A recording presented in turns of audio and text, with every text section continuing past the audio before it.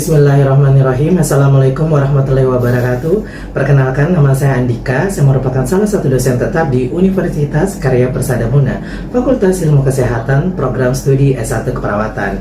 Video ini dibuat untuk memenuhi salah satu persyaratan sertifikasi dosen tahun 2025, yaitu pernyataan diri dosen dalam unjuk kerja Tridharma Perguruan Tinggi. Saya telah menjalani prosesi sebagai pendidik di perguruan tinggi 5 tahun.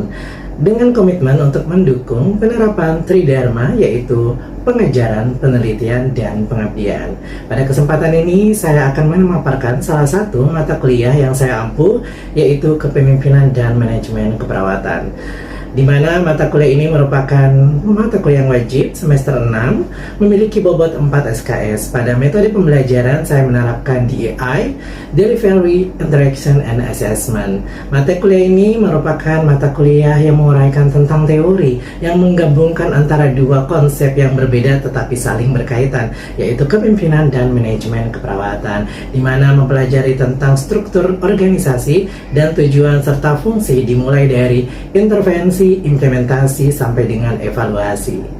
Adapun capaian pembelajaran yang harus dipenuhi oleh mahasiswa, yang pertama adalah menunjukkan sikap bertanggung jawab atas pekerjaan di bidang keahlian secara mandiri.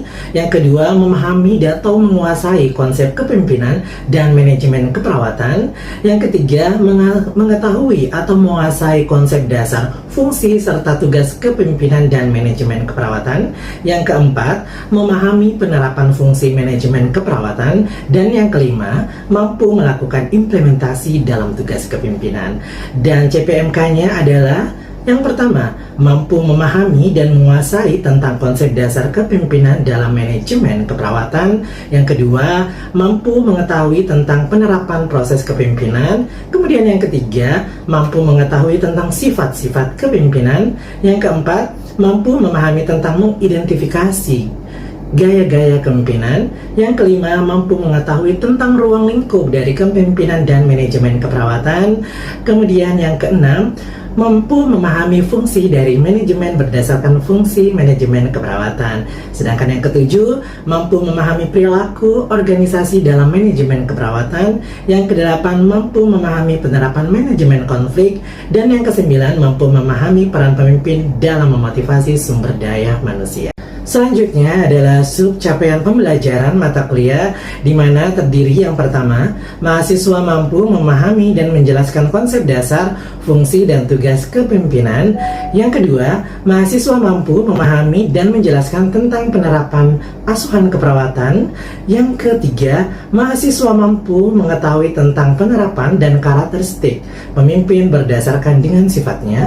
Yang keempat, mahasiswa mampu memahami dan mengidentifikasi gaya-gaya pemimpin dan penerapannya dalam manajemen keperawatan. Dan yang kelima, mahasiswa mampu mengetahui tentang ruang lingkup manajemen waktu. Yang keenam, mahasiswa mampu memahami fungsi kepemimpinan dan penerapan fungsi dalam manajemen keperawatan. Yang ketujuh, mahasiswa mampu memahami perilaku organisasi di dalam manajemen keperawatan. Yang kedelapan, mahasiswa mampu memahami penerapan manajemen konflik dalam keperawatan dan asuhan keperawatan. Yang kesembilan, mahasiswa mampu memahami peran pemimpin dan memotivasi sumber daya manusianya. Dan yang ke-10, mahasiswa mampu mengimplementasikan sistem fungsi dalam aplikasi asuhan keperawatan. Adapun referensi yang saya gunakan pada mata kuliah Kepemimpinan dan Manajemen Keperawatan, yaitu buku ajar Kepemimpinan dan Manajemen Keperawatan, di mana buku salah satu bukunya saya tulis sendiri bersama tim. Selain itu, saya mengkolaborasikan juga beberapa jurnal yang berhubungan dengan kepemimpinan dan manajemen keperawatan. Terkait proses pembelajaran, di mana saya menerapkan metode DEI, Delivery, Interaction, and Assessment, di mana menyediakan beragam pembelajaran untuk membantu mahasiswa belajar secara mandiri sehingga dapat dipahami dan diterima dengan baik. Dan sedangkan untuk evaluasi pembelajaran, di mana saya mendapatkan dari kuis interaktif, penugasan yang terus terbaik secara mandiri maupun kelompok, kemudian diskusi kelompok, dan keaktifan mahasiswa selama proses pembelajaran. Dan untuk pembobotan penilaiannya sendiri, yang pertama harian 10%, Tugasnya 20%, ujian tengah semester 30%, dan ujian akhir semester 35%. Dengan bobot total penilaian yaitu 100%. Demikianlah informasi yang bisa saya sampaikan mengenai mata kuliah kepemimpinan dan manajemen keperawatan. Berikut merupakan video proses pembelajaran di mana saya menggunakan media platform digital yaitu via Zoom, di mana saya bertujuan untuk mengkolaborasikan pengetahuan mahasiswa keperawatan dengan teknologi digital sehingga mahasiswa mampu meningkatkan pengetahuan dan kreativitasnya berdasarkan teknologi. Bismillahirrahmanirrahim. Assalamualaikum warahmatullahi wabarakatuh. Waalaikumsalam warahmatullahi wabarakatuh. Iya, apa kabar semuanya teman-teman pada hari ini? Alhamdulillah baik, Pak. Alhamdulillah, semoga tetap dalam keadaan sehat agar kita bisa maksimal dalam proses perkuliahan ya. Jadi hari ini kita akan melanjutkan ya, karena pertemuan kedua untuk mata kuliah kepemimpinan dan manajemen keperawatan. Tetapi sebelum kita melangkah, ada baiknya teman mengisi absensi dulu yang sudah saya sediakan di sini. Silahkan siapkan device kalian untuk membarcode absensi atau teman-teman boleh juga mengakses ya melalui platform digital link yang sudah saya kirimkan. Silahkan diisi teman-teman. Baik, Iya, Pak. Baik, Pak.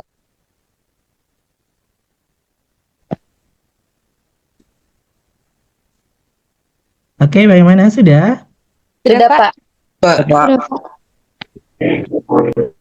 Iya, sebelum kita melangkah ke materi selanjutnya, saya mau beberapa dari teman-teman untuk mereview kembali pertemuan kita sebelumnya yang dimana kita membahas tentang konsep kepemimpinan ya, apa itu konsep, apa itu jenis kepemimpinan, bagaimana itu kepemimpinan ya. Jadi mungkin ada teman-teman yang bisa membantu untuk mereview kembali. Silahkan. Saya, Pak. Oke, silahkan. Vindi Rusmita. Pada pertemuan sebelumnya kita sudah membahas pengertian kepemimpinan menurut para ahli, baik menurut Tablot, Hasibuan. Kemudian kita juga membahas sifat-sifat kepemimpinan, teori-teori kepemimpinan, gaya kepemimpinan, serta kepemimpinan dalam keperawatan. Terima kasih. Iya. Mungkin ada lagi yang mau menambahkan, boleh teman-teman? Saya, Pak. Oke, silahkan Vindi Wulandari. Baik Pak, terima kasih. Untuk pertemuan minggu lalu, saya memahami terkait dengan bagaimana kepemimpinan, di mana kepemimpinan adalah kemampuan seseorang itu untuk memimpin, mengarahkan, dan juga memotivasi orang lain untuk mencapai tujuan bersama dalam sebuah organisasi, Pak. Iya. Oke. Saya, Pak, ingin menambahkan juga, Pak, dan meluruskan sedikit.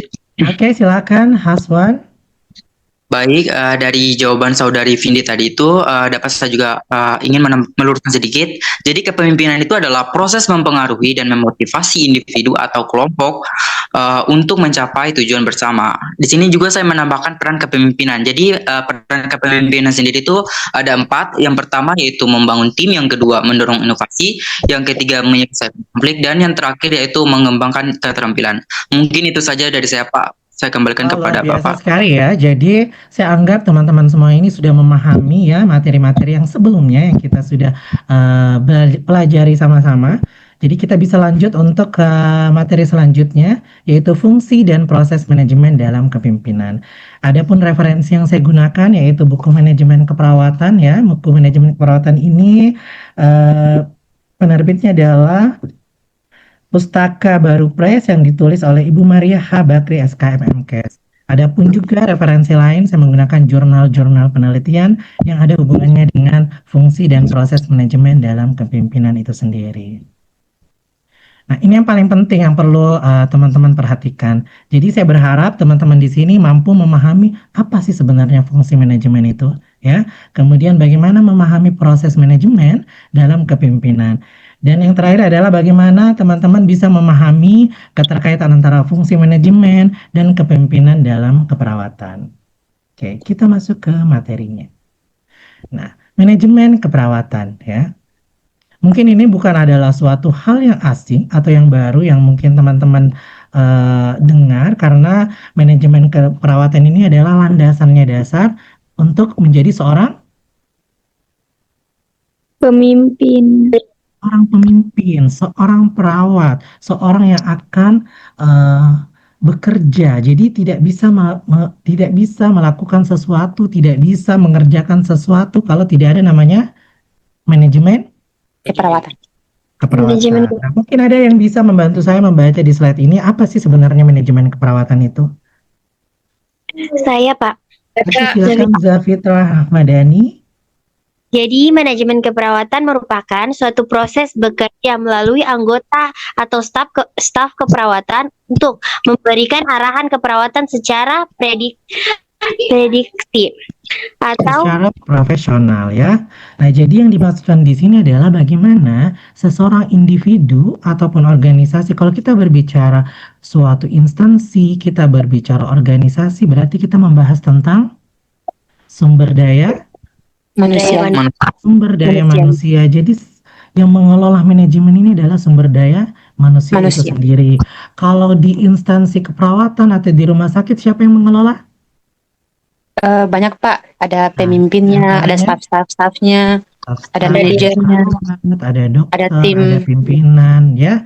Kemudian ada tim yang sesuai dengan bidangnya masing-masing. masing-masing. Kemudian di sini ada juga namanya proses keperawatan, ya. Proses keperawatan itu sendiri dia terdiri dari 5, ada pengkajian, ada diagnosis, ada perencanaan, ada pelaksanaan, dan ada namanya evaluasi. Kemudian pada proses manajemen itu sendiri ada namanya pengumpulan, perencanaan, pengaturan, kepegawaian, pengarahan, dan pengawasan. Nah, ini itu secara umum. Kita akan melangkah ke slide berikut ini, kita akan membahas secara rinci tentang fungsi manajemen keperawatan itu sendiri. Apa sih sebenarnya perencanaan? Di benak kalian apa sih sebenarnya perencanaan itu? Kayak planning, sebuah mengatur strategi juga bisa mungkin Pak.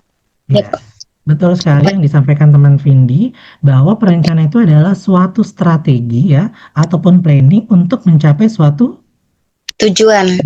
Jadi kalau seorang perawat nih contohnya ingin melakukan pemeriksaan kepada pasien, apa yang pertama dilakukan? Pengkajian terlebih dahulu Pak, Pengkajian. Kenapa harus dilakukan pengkajian?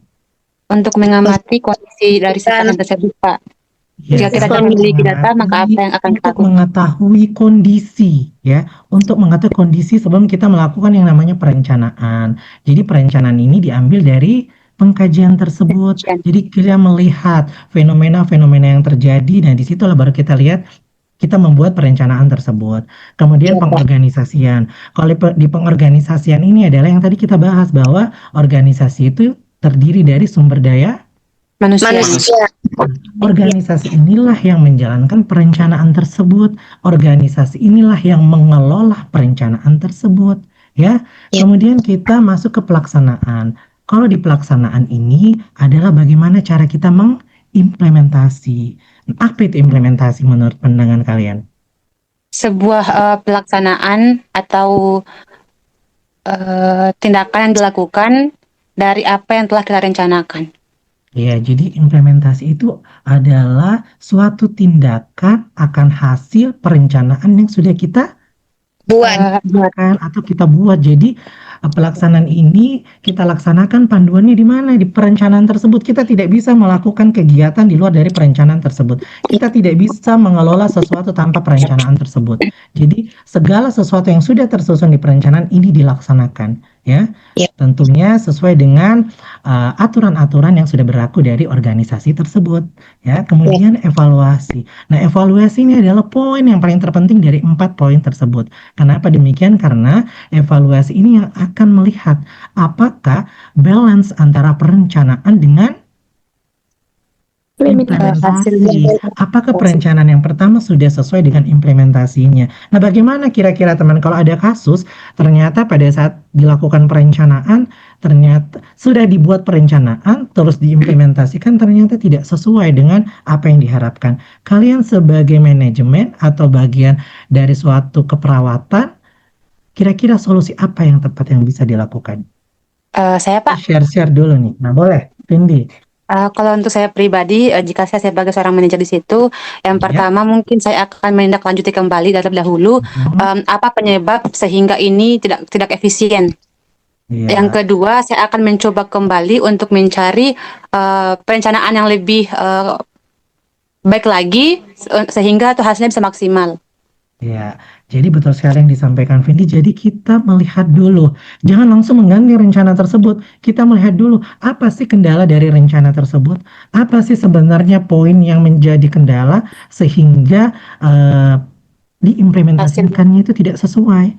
Nah, contohnya, umpamanya pada saat implementasi ternyata kurangnya pengetahuan perawat terhadap tindakan keperawatan yang sudah direncanakan. Apa yang dilakukan? Apa yang dilakukan pemimpin pada saat evaluasi, yaitu melakukan Memberikan motivasi sekaligus pelatihan, Pak. betul sekali, melakukan memberikan awalnya motivasi. Apa sih sebenarnya yang membuat kamu tidak bisa memahami atau tidak bisa mengimplementasikan dengan baik masalah tersebut?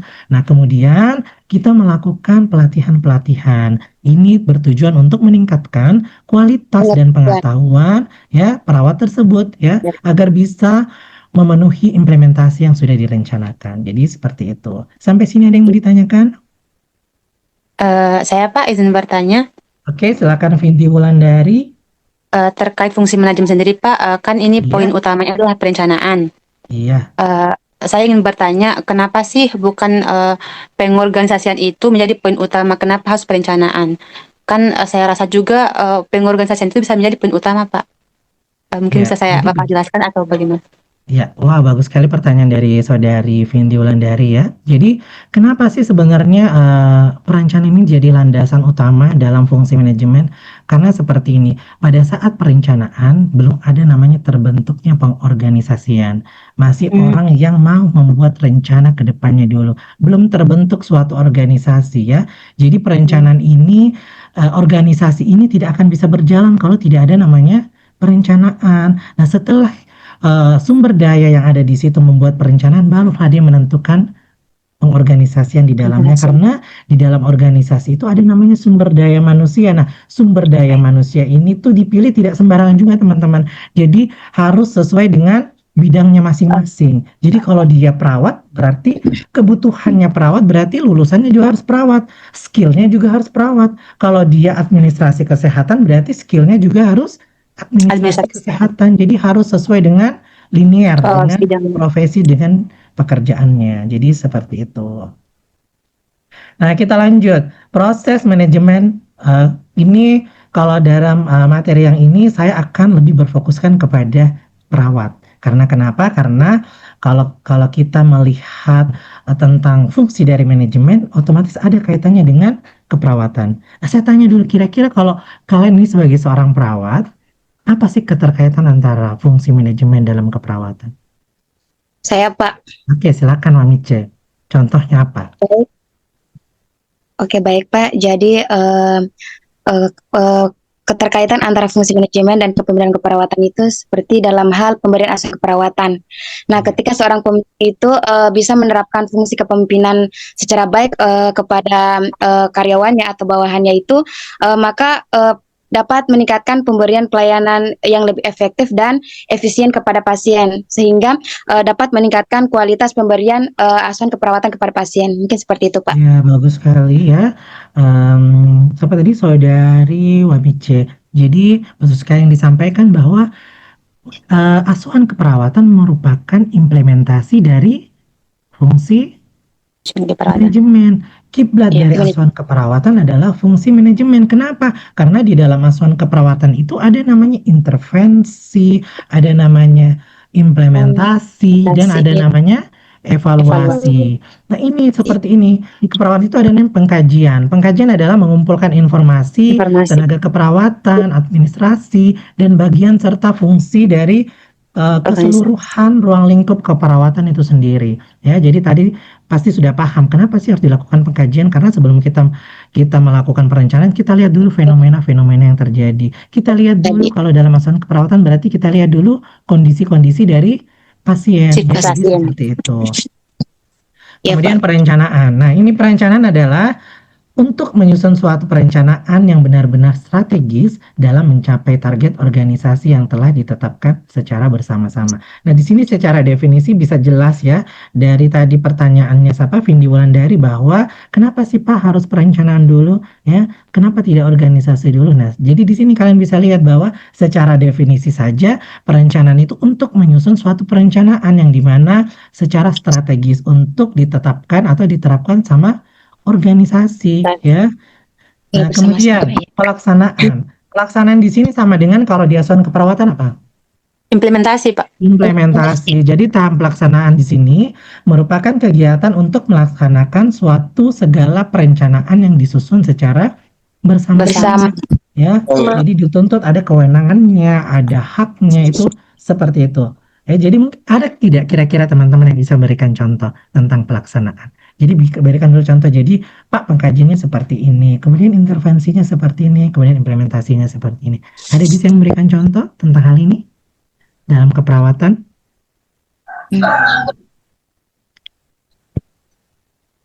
Silahkan.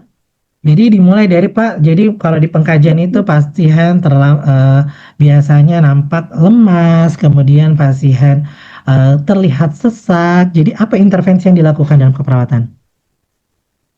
Iya, Saya, Pak. Ya, boleh Vindi. Jika Contohnya seorang pasien datang dengan keluhan sesak napas. Untuk data objektifnya itu ya pasien nampak untuk data objektifnya napas pasien semakin cepat dengan frekuensinya itu misalkan Pak 35 kali per menit. Nah, untuk intervensinya bisa saja pertama kita memasang oksigen. Nah, sedangkan untuk implementasinya itu ya maka akan memberikan oksigen pada pasien sesuai dengan kebutuhannya. Ya, jadi itu adalah perencanaannya ya. Nanti mengimplementasikannya adalah bagaimana cara pelaksanaan, bagaimana cara menerapkan perencanaan tersebut. Jadi dipasangkan oksigen, melihat kondisi pasien, mengatur posisi pasien, itu adalah pelaksanaannya ya. Kalau sudah dilakukan berarti itu adalah pelaksanaannya. Oke, kemudian pengendalian atau pengawasan. Kira-kira siapa sih yang melakukan pengendalian dan pengawasan? Teman-teman? Siapa yang melakukan pengendalian atau evaluasi? seseorang yang sebagai pemimpin atau misalkan yang diberi tanggung jawab. Jadi yang melakukan evaluasi itu adalah pemimpin. Dia melihat bagaimana kualitas kerjanya Wamice, bagaimana dia melihat kualitasnya Haswan dalam bekerja, bagaimana dia melihat bagaimana progres pekerjaannya Vindi Wulandari, apakah sudah sesuai dengan perencanaan yang ditentukan atau tidak ya. Jadi seperti itu. Jadi umpamanya si Rizal tadi melakukan tindakan perawatan sudah tepat tetapi masih kurang, berarti dilakukan tadi hal-hal yang bisa memotivasi atau meningkatkan kualitas dari Rizal tersebut, yaitu dengan melakukan kegiatan-kegiatan yang berhubungan dengan pelatihan ya. Jadi seperti itu. Nah, ini dia hubungan antara manajemen keperawatan dan kepemimpinan. Perlu ditekankan bahwa kepemimpinan dan manajemen keperawatan itu adalah dua hal yang berbeda tetapi saling keterkaitan. Kenapa seperti itu? Karena manajemen sebagai alat kepemimpinan digunakan untuk mencapai tujuan organisasi ya. Jadi manajemen ini digunakan untuk mencapai tujuannya organisasi di dalam keperawatan ya. Kalau kepemimpinan sendiri yaitu karena memimpin tim dapat membuat keputusan strategis. Dalam keperawatan siapa yang memimpin? Ada namanya kepala keperawatan, ada namanya di bawah kepala keperawatan apa? Kepala keuangan. Kemudian ada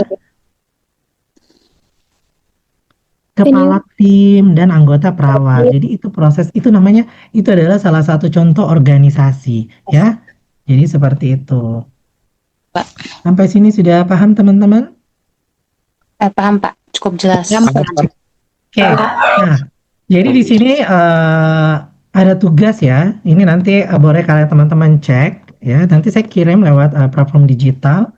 Kalian bisa juga kirim tugasnya melalui mau secara langsung atau juga mau kirim dalam bentuk link bisa. Jadi kalian mencari jurnal kepemimpinan dan manajemen keperawatan, kemudian di review ya. Jadi usahakan ada dengan keperawatan itu sendiri. Nah, sampai di sini ada mungkin yang bisa mengulang kembali atau mereview kembali materi kita pada hari ini. Kira-kira siapa? Saya, Pak. Memberikan kesimpulan tentang materi-materi kita pada hari ini. Boleh?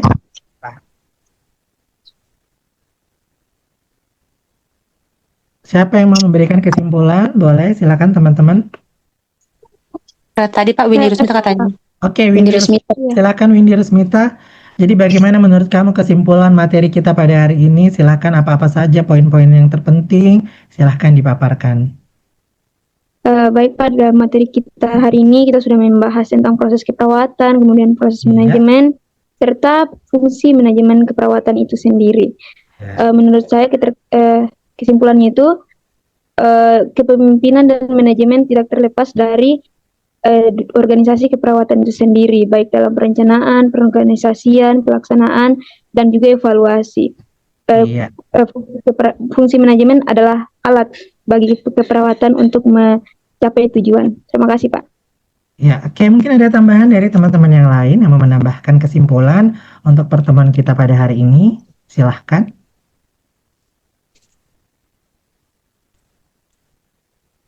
Ada lagi teman-teman yang mau menambahkan kesimpulan kita pada hari ini? Nah, jadi secara garis besar ya, bahwa kepemimpinan ini erat kaitannya dengan manajemen keperawatan. Karena memang di dalam keperawatan sendiri ada namanya asuhan keperawatan, di mana asuhan keperawatan ini berkiblat kepada fungsi manajemen itu sendiri. Seperti yang kita ketahui, di dalam asuhan keperawatan ada namanya pengkajian, ada namanya intervensi, kemudian ada namanya implementasi, kemudian ada namanya evaluasi. Di mana poin-poin tersebut ini terdapat dalam fungsi Manajemen. fungsi manajemen. Oke, jadi saya rasa cukup ya teman-teman, karena waktunya juga sudah habis. Insya Allah kita akan bertemu lagi minggu depan.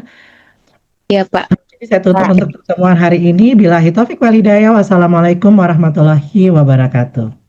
Waalaikumsalam warahmatullahi wabarakatuh. Terima kasih Pak.